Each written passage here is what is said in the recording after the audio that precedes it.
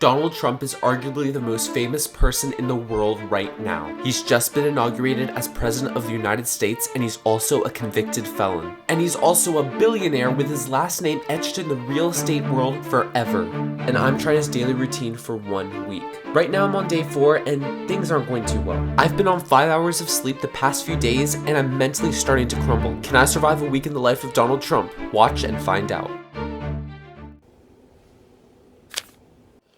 This morning was a pretty early rise for me, but I had to jump straight into the day.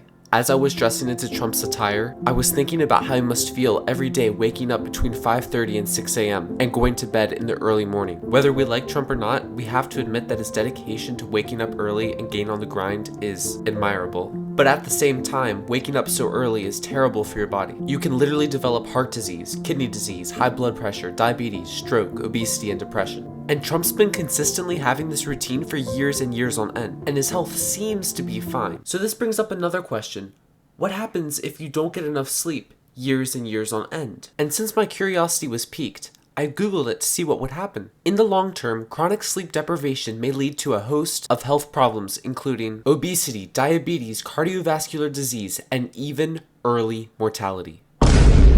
And yeah, something you learn from this Trump series is that you need 8 to 10 hours of sleep every night if you don't want to die early. And as I was finishing putting on my suit, I came to the conclusion that Trump just gets used to waking up early and not getting enough sleep at night. Because if this were my daily routine for a year, I would literally be cooked. And it's almost amazing to think about how long Trump has endured this routine, and on top of that, having a terrible diet. It was even reported that he drank 12 cans of soda in one day. As I transitioned into the start of the day, it was really hard to do so because it was very cold and very dark outside. And also just really quiet, which I like and I don't like at the same time. But that wouldn't stop me from doing my morning routine, so I hopped right into watching the news and reading the newspaper. And watching the news and reading the newspaper first thing in the morning isn't my favorite thing to do, but I find it kind of chill in a way. Almost like time gets slowed down and I can sit down and do something that I don't usually do. And the ambiance and the quiet of the morning made it even better. One of the main reasons why Trump loves reading the newspaper is because he loves looking for articles about himself, seeing if they're true or fake, and then replying to them on Twitter, now called X. And once I finished watching the news, the hectic part of the morning was just ahead. I started with business meetings first, and then I decided I was going to do my briefings, phone calls, and homework later. And I just want to clear up that when I say business meetings, briefings, and phone calls, etc., that means Zoom meetings, talking with friends on the phone, doing homework, predominantly homework, and any other responsibility that comes my way. Now obviously this isn't my usual routine, so I filmed over Christmas break.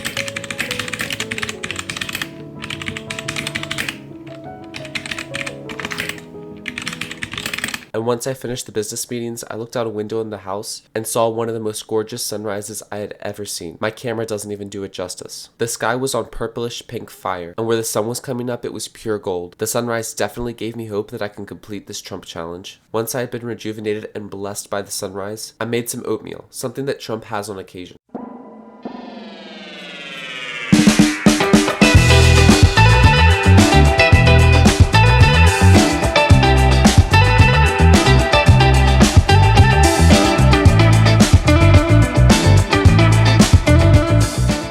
A few moments later. Once I finished breakfast, I went back to my business meetings and considered buying and taking over the Panama Canal, something that Trump has shown much interest in. After I considered regaining control of the Panama Canal, my lack of sleep was starting to catch up with me. So I had to get up and do something, so I took some phone calls. I called a few of my friends and chatted with them for a while. After the phone calls, I started to get hungry again because all I had was oatmeal and it had already been around 3 hours, so I started to prepare lunch. And for lunch today, I tried to sidestep Trump's diet a little bit so I could have a little bit of greens and something healthy for once this week. When I was researching Trump's diet, I couldn't find anything relatively healthy for him that he eats. And since I've been eating mostly junk food for the past 3 days, believe it or not, this vegetable dish I had tasted amazing. It was delicious to have some real food again for the first time in days. After this challenge, I'm personally never going to take healthy food for granted ever again. And now to top lunch off, I had one of Trump's favorite desserts of all time, ice cream. As you probably know by now, Trump has a very big sweet tooth, particularly for ice cream. He's been photographed eating it on several occasions, and it's even mentioned in some of his interviews and books. And there's nothing better than ice cream with entertainment. So I ate ice cream while enjoying watching the Bills and Broncos game. Now looking back on day 4, this was probably the most enjoyable, relaxing time I had in the first few days of this challenge. I had cookies and cream and chocolate ice cream with entertainment to go along with it. It was literally divine. Once I finished my favorite moment of the day, I considered changing the name of the Gulf of Mexico to the Gulf of America, something that Trump has shown strong interest in.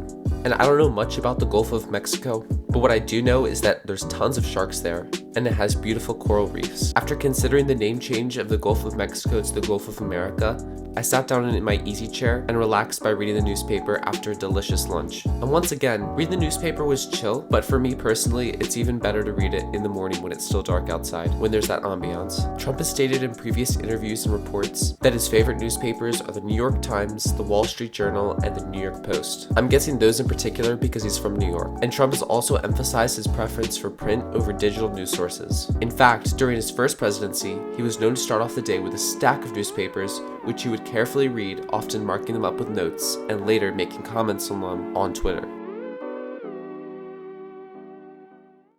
After reading the newspaper, I continued to stay locked in on the news by watching the news on TV.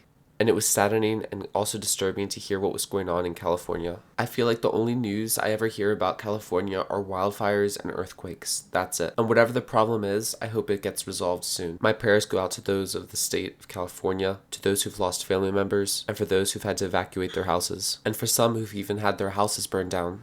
After watching the news and reading the newspaper, I did more business meetings and considered buying the country of Greenland. Donald Trump has shown a lot of interest in Greenland, assumably as a military position. And actually, Donald Trump's been interested in buying Greenland for a while now. His interest first came to light in 2019 when he publicly expressed the idea of purchasing the territory from Denmark. His reasoning, as he explained, was primarily strategic. He believes that Greenland, with its natural vast resources and strategic location near the Arctic, could be an asset for the United States. And I find it fascinating that he cares about Greenland so much because in the grand scheme of things, it's not really talked about and kind of irrelevant.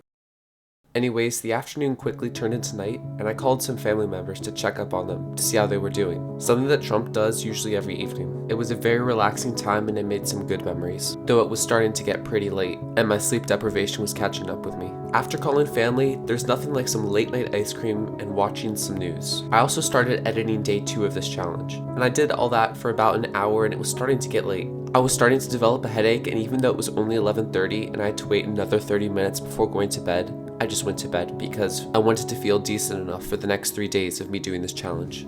And with that, I was cooked. It was 11:45 and that's when I went to bed. In this moment of sleep deprivation, there's nothing in the world I wanted more than sleep. This has been day 4 of the Trump challenge.